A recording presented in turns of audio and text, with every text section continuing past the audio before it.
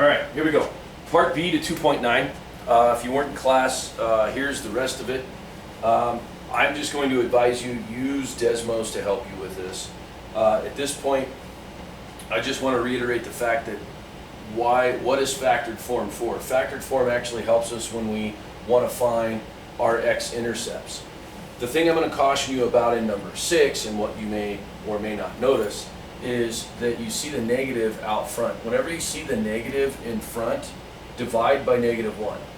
That's going to change the sign for everything. So when you divide by -1, think of what happens. You get a minus outside the parentheses, and then you get x squared plus 6x plus 5. So now when you look at this in this form, you should recognize what your a value is. My a value is going to be -1.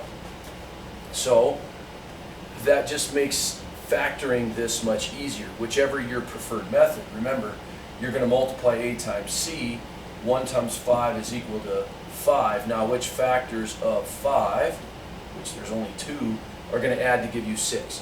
It makes it much easier when you divide a out of the first two terms. From here I can go on and I can use the box, or I can use whatever, and you'll forget that the negative is there. So this is going to be positive x squared and 5. All right, and then you're going to go x and 5x, and you'll get your factors from there. So x, we should get x times 5, we should get x. So my factored form is going to be minus x plus 1, x plus 5. There's my factored form. Notice the negatives out front. I took it out. All right, now we can go with line of symmetry between these 2 points. Total distance between 1 and 5 should be 4 units, right? If you forgot about that. So come back over here, right? Because my x-intercepts, which actually, when we do this, let me go back, okay? Jumping ahead of myself here. I should list all this, as much of this stuff first as I can, all right? I don't know where my line of symmetry, my vertex is yet, but I'm going to base that off my intercepts. Why? If it was in vertex form, great.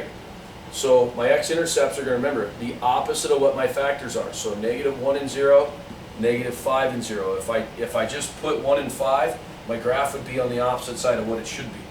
So -1, let me draw this in a different color here because I think it will show up better. -1, 2, 3, 4, 5, -5. Here's my 2 x-intercepts. Remember, it's halfway between these two. So 1, 2, 3, 4, total of 4, half of 4 is 2. I go 2 to the right or 2 to the left from either side. So here's my line of symmetry. So that's going to be x equals -1, 2, 3, -3. My vertex is going to be -3 and something, right? Because these two are the same, right? My y-intercept, can I figure that out? Well, yeah, I go back to your original equation. My y-intercept should be 0 and -5, right? My parabola is going to open down. So 0 and 1, 2, 3, 4, 5.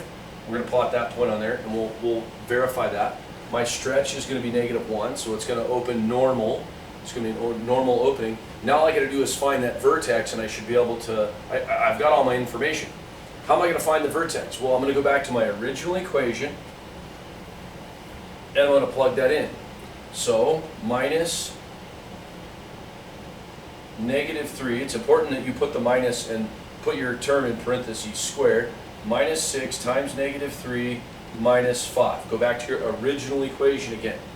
So I should get -9, because -3 squared is +9. Negative times a negative is positive, so that's plus 18 minus 5. And then -9 plus 18 minus 5. -9 plus 18, oops, went too far. -9 plus 18 is equal to 9 minus 5, and 9 minus 5 is equal to 4. So let's go back and see if this is correct. Well, that would make sense. If it's going to open down, I want my vertex up above. So 1, 2, 3, 4, right there. Pattern is normal with the exception of it's opening down. So I should go over 1, down 1. Over 2, down 4. 1, 2, 3, 4. Hey, that point's on my line. And over 3, down 9. Well, if that was 4, 5, 6, 7, 8, 9. Remember my pattern of 1, 4, 9? Hey, there you go. There's your graph. All right? Now, one other thing I'm going to throw into this video here. Well, 2 things actually. One, use Desmos to help you with the rest of these. All right? If you need to, you're going to have to factor. This one won't be too bad factoring. I'm just going to let the cat out of the bag and tell you that this last one here is pretty nasty. You're going to need to use Desmos for this. What I would like you to try and do, and I'm going to tell those of you in class, first of all, divide a out of divide the negative out of the first two terms. Whenever it's negative, divide it out. All right. So divide the negative out. Okay. -1. Divide it out. Don't worry about the 2. Right. You know a is 2, but if you divide the a out, that should help you factor everything else. So I'm going to get minus 2x squared minus 5x, plus 5x, right? Because the signs all change, minus 3. Factor this, all right? Factor that. You should be able to. And then I'll just point out, when you do factor it, you're going to get 2x, and I have my notes here, and this should be 2x minus 1, and then you'll get another factor. The thing I want to caution you here, which we haven't seen, is that my x-intercepts, as we've been noting, are the opposite of what my factors are.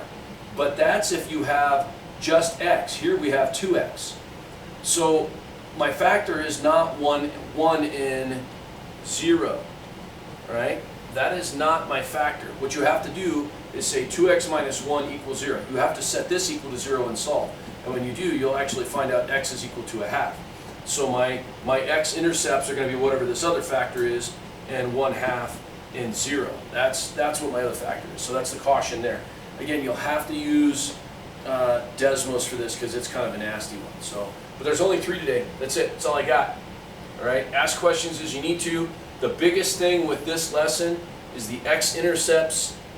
Okay. My factors are my x-intercepts. That's the whole reason for factored form. All right. Ask questions. Have a good Friday.